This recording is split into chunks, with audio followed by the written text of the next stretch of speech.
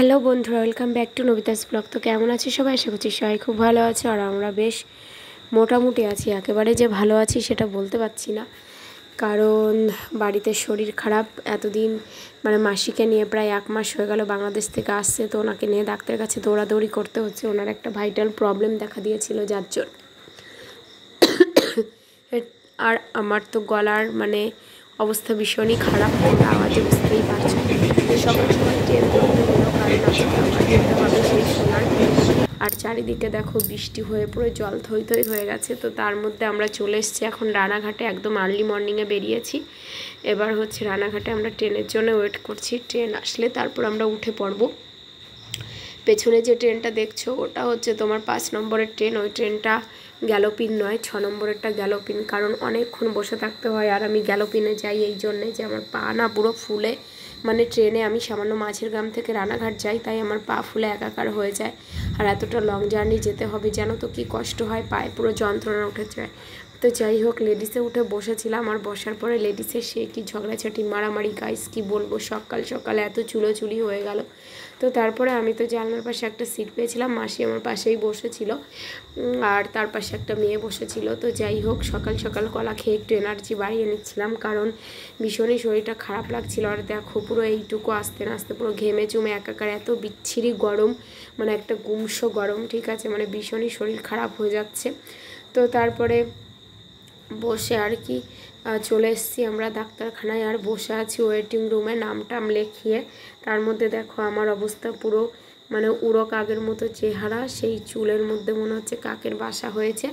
তো এখন হচ্ছে মাসিকে নিয়ে যাব ডাক্তারখানার মধ্যে। তার মধ্যে আমি একটুখানি বিস্কুট খেয়ে নিলাম, কারণ আমার প্রচুর খিদে পেয়েছিল, ঠিক আছে। তো ডাক্তার আসতে অনেকটা দেরি করবে, তাই জন্য কফি আর বিস্কুট খাচ্ছিলাম। মাসি মেশোকে বলেছিলাম খাওয়ার জন্য, বাট ওনারা খাবেন না। তো তারপরে দেখো ডাক্তারবাবু চলে এসছেন। আর ডাক্তারবাবু এসে কিন্তু চেক আপ করতে শুরু করে দিয়েছেন, ঠিক আছে। আর সমস্ত কিছু দেখে টেকে, রিপোর্ট দেখে টেকে বলেছিল যে যেহেতু 1 মাস আগে রিপোর্ট করা ছিল, তো তখন বলেছিল অপারেশন করতে হবে। আর তার মধ্যে একটা ভুল আমাদের হয়েছে, যেটা এমআরসিপি করতে বলেছিল, সেটা যদি করা হতো তাহলে এই সমস্যাটা হতো না। অ্যাকচুয়ালি ওনার গল ব্লাডারে পিত্তথলিতে, পিত্তনালীতে পাথর, তারপরে প্যানক্রিয়ার সমস্যা দেখা দিয়েছে, বি হেপাটাইটিস, অনেক কিছু একসঙ্গে জেকে বসেছে, পেচ্ছাপে ইনফেকশান। তো যেহেতু 1 মাস আগে রিপোর্টগুলো করা ছিল, সেই জন্য ডাক্তারবাবু আবার একবার রিপোর্ট করতে দিলেন। তারপরে উনি আমাদেরকে সাজেস্ট করলেন যে রিপোর্টে যদি মনে হয় যে অপারেশন করাটা দরকার বা ইমিডিয়েট অপারেশন করতে হবে, তাহলে আপনাকে ভর্তি করে নেব। যার জন্য এমআরসিপি বলে একটা টেস্ট আছে, যাই হোক সেটা টেস্ট করার জন্য আমাদেরকে আরও একদিন ওয়েট করতে হবে। তো যার জন্য মাসি আর মেশোকে আমি কিন্তু একটা রুম ভাড়া করে এসেছিলাম। এখানে পেশেন্টদের জন্যে হচ্ছে রুম ভাড়া পাওয়া যায় 150 টাকা 200 টাকায়। তো সেই জন্য ওনাদের একটা রুম ভাড়া করে দিলাম। আর তারপরে আমি খেয়ে নিলাম, ভীষণ খিদে পেয়েছিল। আর ওনাদের বাড়ি থেকে খাবার পাঠিয়েছিল, তো সেই খাবারটাই ওনারা খেয়ে নিয়েছে। আর আমি হলো গিয়ে এই যে ক্যান্টিন থেকে খেয়ে নিচ্ছি। তারপরে দেখো রুমে চলে আসছিলাম, আর মাসিদেরকে রুমটা ঠিকঠাক করে দিয়ে তারপরে আমি বেরিয়ে গেছিলাম, কারণ পরের দিন যেহেতু আবার আসতে হবে, তাই জন্যে।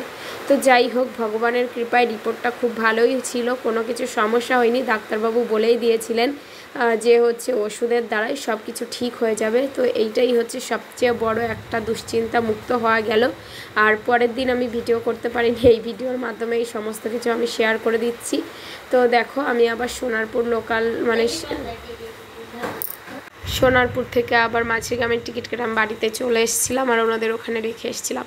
আর তারপর দিন রিপোর্ট করানো হয়েছিল, আর 1 সপ্তাহ পরে গিয়ে ডাক্তারবাবুকে দেখিয়ে নিয়েছিলাম। তো সমস্ত কিছু রিপোর্ট ভালো ছিল, যার জন্য অপারেশনটা আর করতে হয়নি। আর তাছাড়া অপারেশন করা একটা খরচা তো আছে, তারপরে যে হবে তার তো ভীষণই কষ্ট, বুঝতেই পারছো শরীরে কোথাও একটা কাটাছেঁড়া হলে কীরকমটা হয়, ঠিক আছে। তো যাই হোক, মাসি এখন ভালোই আছে, ওনার ওষুধ খেয়ে সব কিছু ঠিক হয়ে যাবে।